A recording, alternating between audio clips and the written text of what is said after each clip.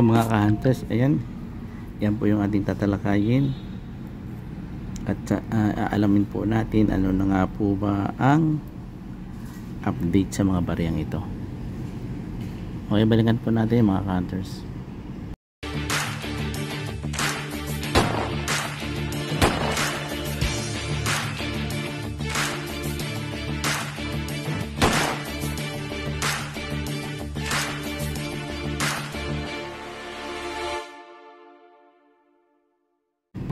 Okay, yan po. Umpisa na natin dito sa tawag dito. Okay, masyado nang makalimutin. Sa piso po, NGC series.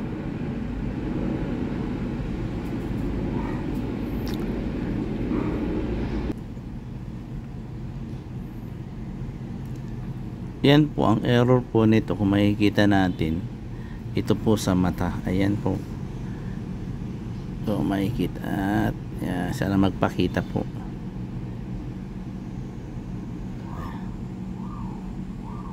Yan.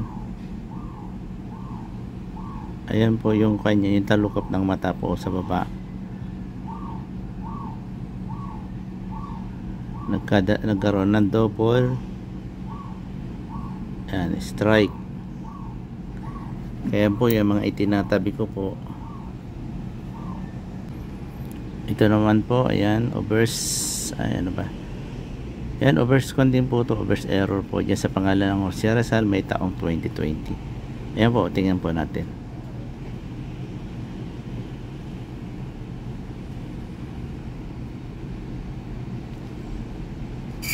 Ayan po. Okay. Ito naman po, 2003, ito po yung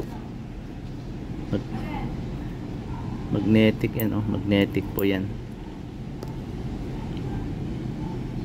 At ang error po nito ay reverse. Tingnan nyo po yung ito po yung mga damage na sinasabi. Ay, bakit pa ito ginagamit ko?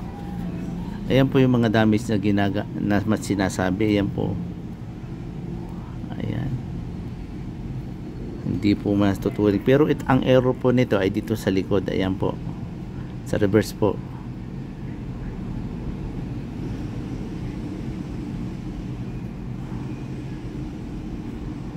Hopya manipap on. Yan yung sun po. Ayan, nagkaroon ng double strike. Puro na lang ako sun.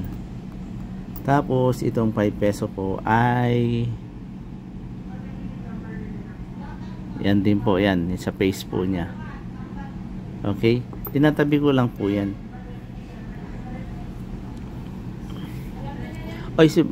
Bago po nga po pala tayo magpatuloy mga ka-hunters, ayan po, Coin Traders for Buyer and Seller, pakikuan nyo po, paki-follow nyo po. Tapos pwede po kayo mag-post dyan ng mga nais nyong ibenta sa mga nais nyong ibenta, yung mga nahunt nyo po na nais nyong ibenta, pwede po kayo mag-kuan dyan, mag-post. Mga nakalink po yan sa iba't ibang Facebook page. Yan, Coin Traders for Buyer and Seller, mga ka-hunters. Baka dyan na po yung inyong swerte para makabenta. Okay, sige, dako na tayo sa pinakahuli. Yan, ito po yung 5 peso na BSP. Yan, nickel, copper ang composition po.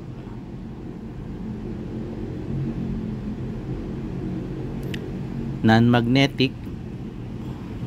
Ayan, ito po ay naituturing o tinuturing na pong hard to find.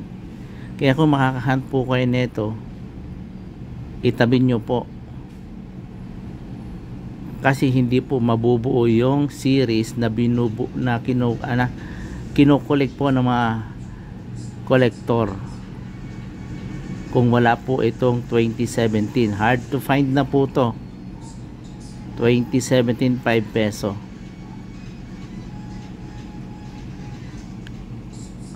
Yan po 2017. Tingnan po natin kay silipin po natin kay Numista kung ano na nga ba ang update nila. Ayan po, 2017. Ayan, 2017.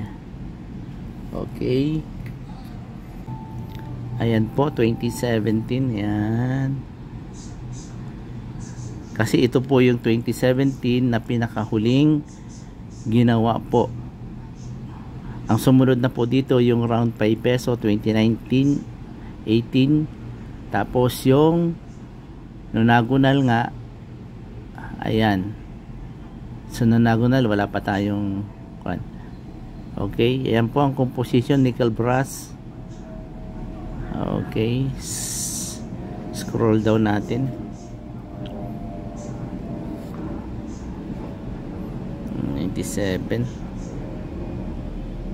Scroll down, ayan, lumampas pa ako. Op. Oh, yan. Konting up, adjust lang. Ayan. Meron po siyang ayon kay Numista, 1.7% po ang frequency niya. So napakababa po, kaya po ito hard to find na. Reverse 3 po. At makikita nyo rin po yung 2016. Yan, 2016 ay nasa 2%. So malapit na rin po, ba't lumalabo? Yan, malapit na rin po maging hard to find po yung 2016 na 5 peso. Ganito rin po, nickel brass ang composition. Tingnan nyo po yung XP nya, o extra fine, 6 pesos.